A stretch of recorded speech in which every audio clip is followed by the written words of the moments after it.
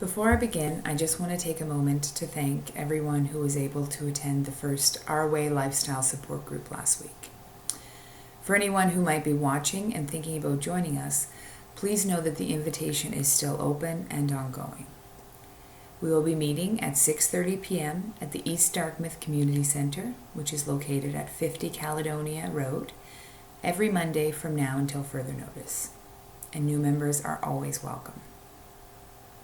The intention of this group is to provide community, support, and encouragement as we all work towards making major life changes.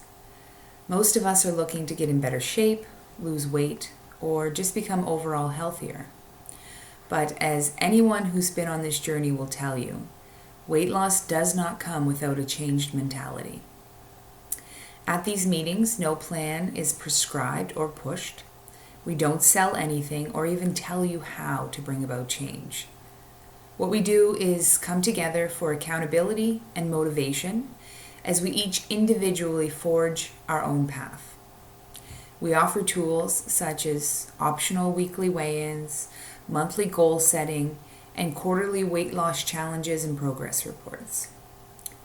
These are helpful ways to track success, but I have to stress that the topics and discussion are the most beneficial part of this group. What I have discovered for myself is that happiness is the goal, and weight loss is just a side effect. So last week we talked about the difference between being interested and being committed. Being interested means you're only sticking to your plan until X, Y, or Z. It's a very familiar place for most of us.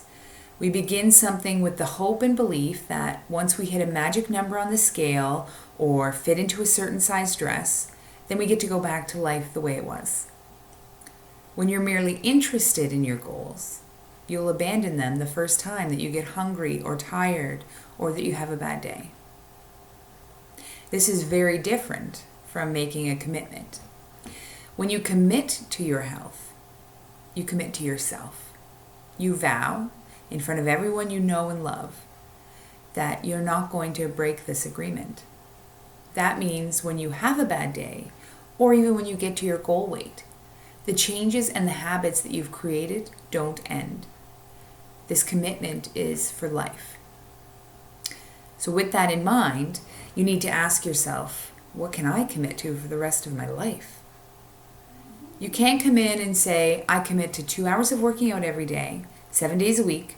I'm only going to eat 1,200 calories every day for the rest of my life. I'm going to drink my 2 liters of water. I'm going to take my vitamins. I'm going to meditate. And I'm just going to be perfect every day from now until the day I die. By setting the bar too high, you're setting yourself up for failure.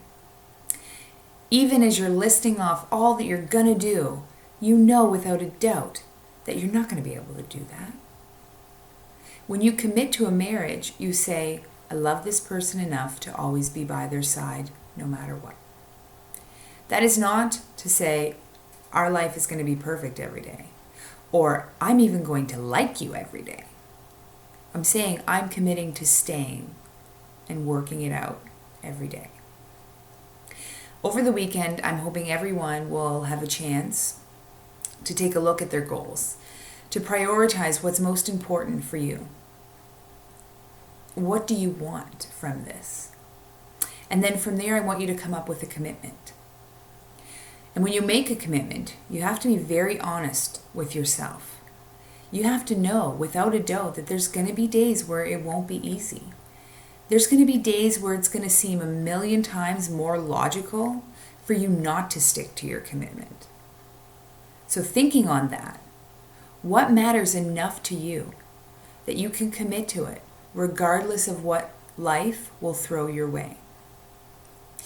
On April 18th, 2017, I made the commitment to myself that I would cut sugar and starch from my life. It was such a solid commitment that I know the date the same way that some people know their anniversary. I made no promises beyond that.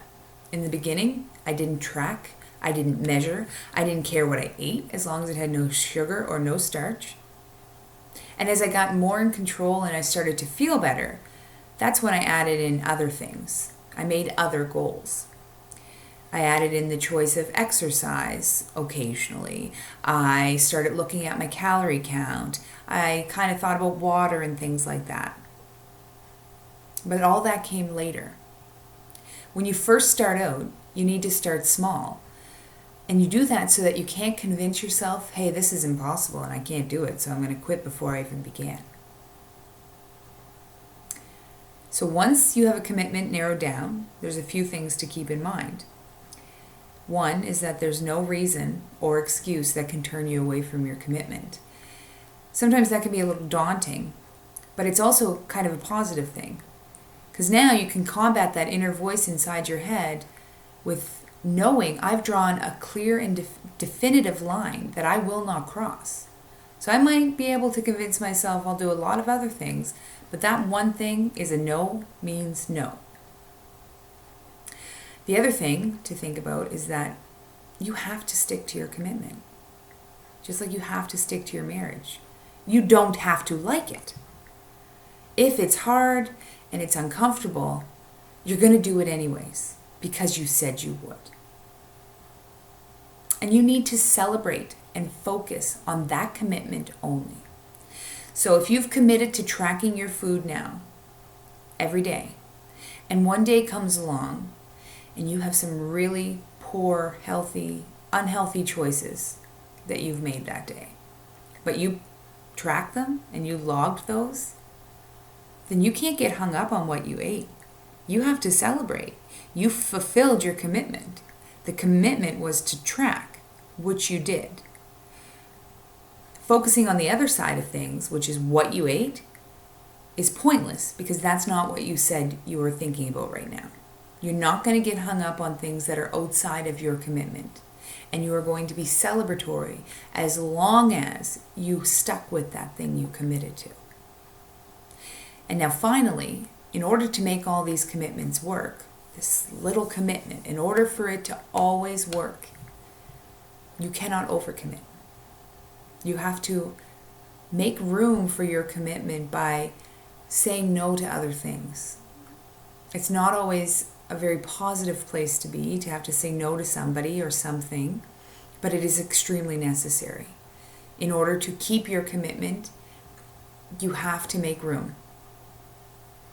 So I hope you guys can join me on Monday because we're going to go into this discussion about commitment, making a commitment, and what that means in further detail.